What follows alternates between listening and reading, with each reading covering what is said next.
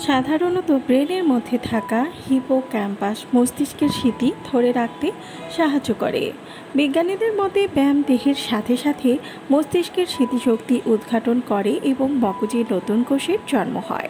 ব্যায়াম করার ফলে এই হিপোক্যাম্পাস উত্তেজিত আর স্ফীত হয়ে ওঠে এবং স্মৃতি ধরে রাখতে সহায়তা করে।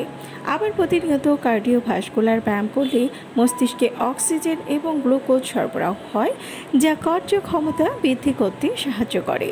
যদি আপনি স্মরণশক্তি বাড়াতে চান তাহলে প্রতিদিন নিয়ম মাফিক সকাল বা সন্ধ্যায় ব্যায়াম করতে থাকবেন। মস্তিষ্কের কার্যক্ষমতাকে বৃদ্ধি করতে সঠিক খাবার খাওয়া অত্যন্ত জরুরি, কারণ আমরা সারাদিনে যা খায় তার মাত্র 20% শর্করা ও শক্তি আমাদের মস্তিষ্কে প্রবেশ করে। কাজেই মস্তিষ্কের সঠিক সঞ্চালন নির্ভর করে গ্লুকোজের মাত্রার উপর। এই মাত্রার ঘাটতি হলেই দেখা দেয় অনেক সমস্যা। তাই মস্তিষ্কের কার্যক্ষমতাকে বৃদ্ধি করতে স্বাস্থ্যকর খাবার খাওয়া উচিত। কলাতে থাকে প্রচুর পরিমাণে ম্যাগনেসিয়াম, ভিটামিন বি, যা নার্ভ ইম্পালস ট্রান্সমিশনে সাহায্য করে এবং ব্রেনকে ঠান্ডা রাখতেও সাহায্য করে।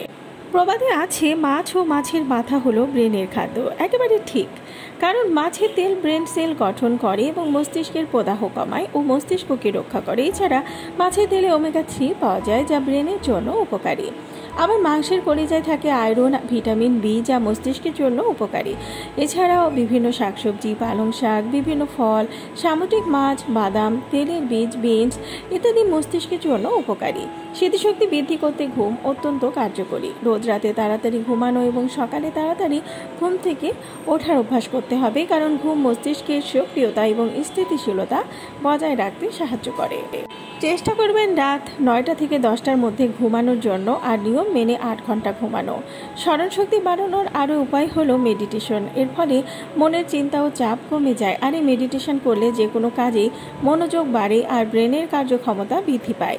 ফলে কোনো কিছু মনে রাখার বা মনে করার ক্ষেত্রে সমস্যায় পড়তে হয় না। প্রতিদিন নিয়ম করে সকালে ঘুম থেকে উঠে এবং রাতে ঘুমাতে যাওয়ার আগে কমপক্ষে 15 মিনিট মেডিটেশন করুন। চোখ বন্ধ করে লম্বা শ্বাস নিয়ে মনকে শান্ত করার চেষ্টা করুন। 1 সপ্তাহের মধ্যে সুফল পাবেন। স্মৃতিশক্তি নষ্টের আরও একটি কারণ হলো মানসিক স্ট্রেস। এটা যেমন সাময়িক স্মৃতিশক্তি নষ্ট করে, তেমনি অত্যাধিক স্ট্রেস দীর্ঘমেয়াদী স্মৃতিশক্তিও নষ্ট করে। তাই চেষ্টা করবেন এর থেকে দূরে থাকতে। আর এ থেকে দূরে থাকতে বই পড়তে পারেন বা নিজের ভালো লাগার কিছু কাজও করতে পারেন।